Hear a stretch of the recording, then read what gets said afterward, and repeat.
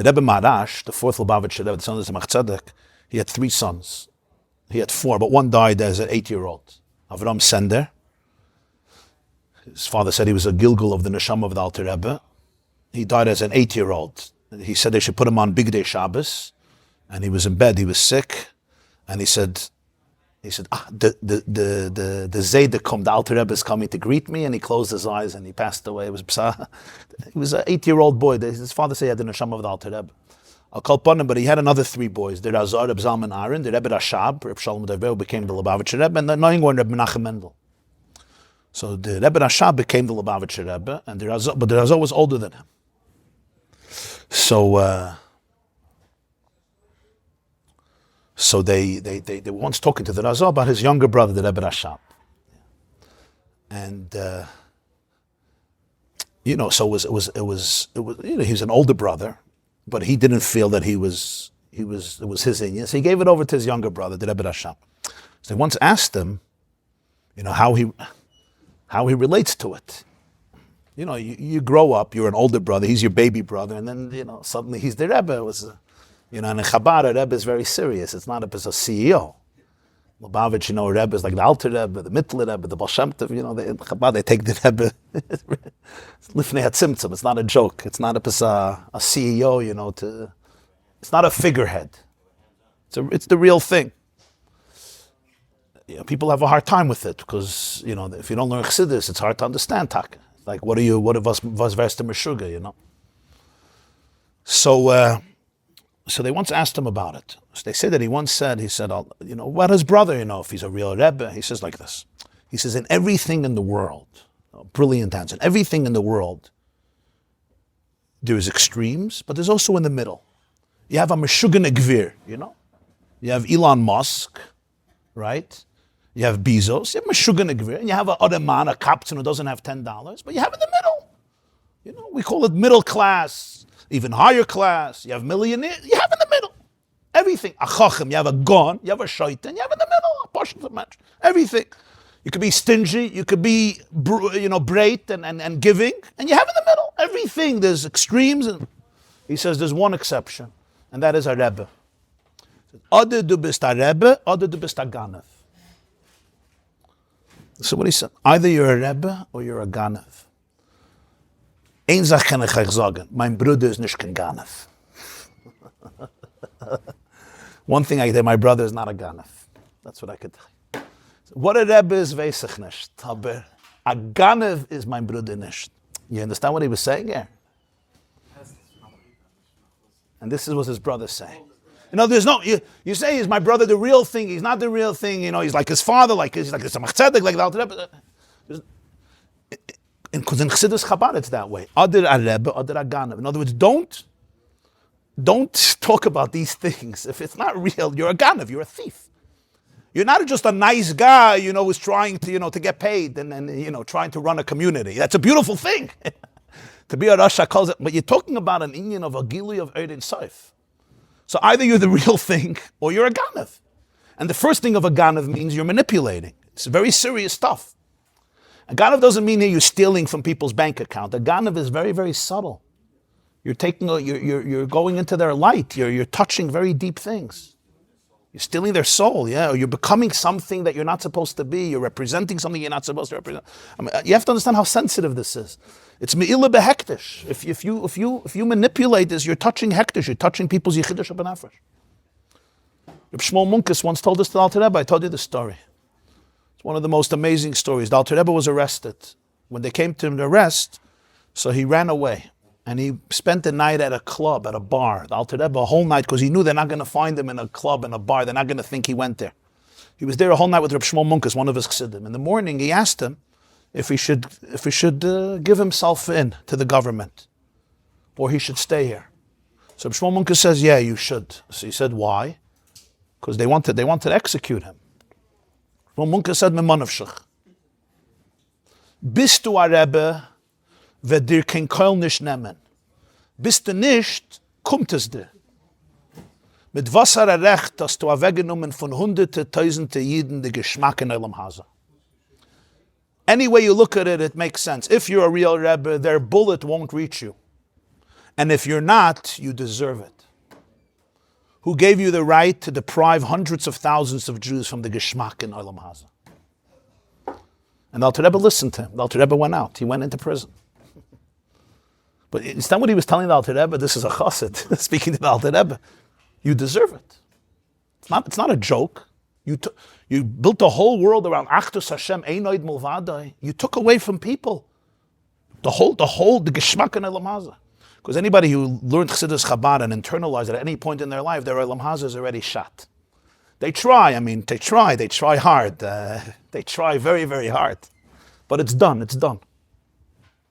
Chabad Chassidim, if they learn Chassidus, they become the most miserable people if they go into Olam Hazeh. It's done. You're finished. Checkmate. There's no geschmack. They try hard. I know people who try very hard. I also try sometimes. There's no way out. If you took it serious, I'm not talking about it's just part of color war and you're just, wearing a fedora hat. I don't mean wearing a fedora. I mean somebody who really learned Chassidus, took it seriously. Yeah, you lose. You go. You could run the whole world. You could be on a ski trip, Olam Vod. You could make money. You can have all the time. You can have your private plane sitting in your backyard, with everything. It's shenishdas. So he told the Alter Rebbe, who gave you a right to do this to people? Make their Olam Hazeh. Who gave you a right? You deserve it. But this is what the Razal was saying. Adir Rebbe, Adir Aganev. And he says, they wanted to understand if his brother is a Rebbe. He said, I don't know what a Rebbe is, but a Ganev he's not. And there's nothing in the middle. It's not in the middle. You're not a CEO. You're not a good CEO. We don't have issues with being a good CEO. But a good CEO is not Lifnei HaTzimtzum.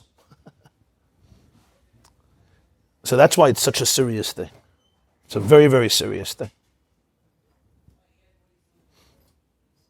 It's not, you're talking about Tzipur HaNefesh. It's Mamish Me'ila Behektish.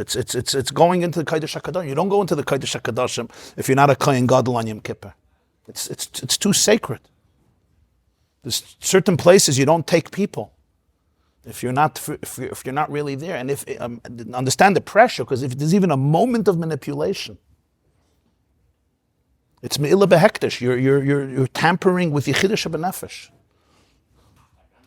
Bist a ganav, your mom, and you're worse than a ganav. A ganav, at least you're a ganav. You steal $1,000, okay. And even a great ganav, so you steal $100,000. But here, you're not stealing $100,000. You're stealing the soul. You're stealing the Ein Sof in people. That's a different type of ganav. That's what the Shulmunka says. You deserve it.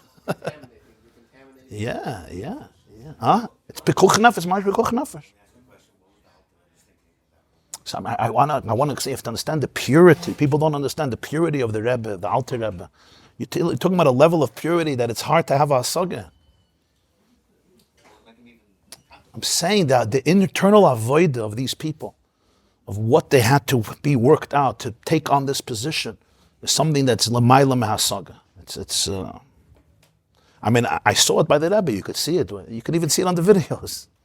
There's no such a thing, a moment where you're off. If you're offline for 1 minute, then quit. I have no problem. You're allowed to be offline. But you're talking to somebody, it's yichidish b'nefesh. It's not, you can't be offline. It's not a 9 to 5. And we're not talking about a kind person and a good person and an erlich yid. That's, of course, but you're talking about a different Indian here. Yeah, this is very emotional stuff. It's very, there was a chassid, his name was Rebbe Yekusia Liepler. He was a chassid of the Alter Rebbe. He's one of the big chassidim. The Alter Rebbe passed away, he went to the Mittler Rebbe. The Mittler Rebbe passed away, he went to the Tzemach Tzedek. The Alter Rebbe gave him a bracha for Arichas Yamim. He said, I want to bless you for Arichas Yamim. So he made a condition. He said, I'll take your bracha. It's also only in Chabad. He gives a bracha and he says, Aber nit mit poyerish yarin. I'll accept your blessing for long life, but it shouldn't be peasant-like years. And he tells the Alter Rebbe, Einayim lahem v'lo yiru, aznayim lahem v'lo yishmo, af lahem v'lo yirichon. They have eyes, they don't see a lakus. They have ears, they don't hear a lakus, and they can't smell the emes. If that's going to be my life, don't bless me with Arichas Yama. Yeah. So the Rebbe once said over the story, Yutas Kislev once, Tavshin Chavav, and he said, I don't understand. A Yid gives you a bracha for Arichas Yama, the Alter Rebbe. You make conditions? You come to me and say, I want to give you $100 million. I need you to come Monday morning to my office and deposit. So today to Meshugana. Shugana. The Alter Rebbe is offering you a bracha farichis yom. What are you making conditions with them? You don't want to be a pious, so work on yourself. So listen to this. He says, but Yikosel Epler, Chassidus was so real that by him, if it would be Payir Shayarin, it wouldn't be a bracha, it would be a curse. He wasn't making conditions in the bracha. He was telling the Alter Rebbe, bless me, don't curse me. That's the void. He wasn't making conditions in the bracha. Yeah. Don't. It's like, I'll give you $100 million, but you're not allowed to talk to your kids ever again. You should I don't need your bracha. I'll give you $100 million, but you have to stay in my basement, loyal and vad. You understand? He's not making conditions in the bracha. After the Mittler Rebbe passed away, he went to the Tzemach Tzedek. After the Tzemach Tzedek passed away, he didn't go to the Rebbe Marash. He went, but he couldn't call himself a chassid. So they said, why not? You went from the Alter Rebbe to the Mittler Rebbe to Tzemach Tzedek, why didn't? So listen to what he answered. He says, the Alter Rebbe, I gave him my nefesh, ruach, neshama. The Mittler Rebbe, I gave my chaya. The Tzemach Tzedek, I gave my yechid. I don't have anything else to give. Who was that? Reb Kusha Lepler. I don't have anything else to give. In other words, it wasn't stamapis, I'm going to sit. I already gave. I'm explaining to you what his kashrus is. Okay. Shagata verbringen euch.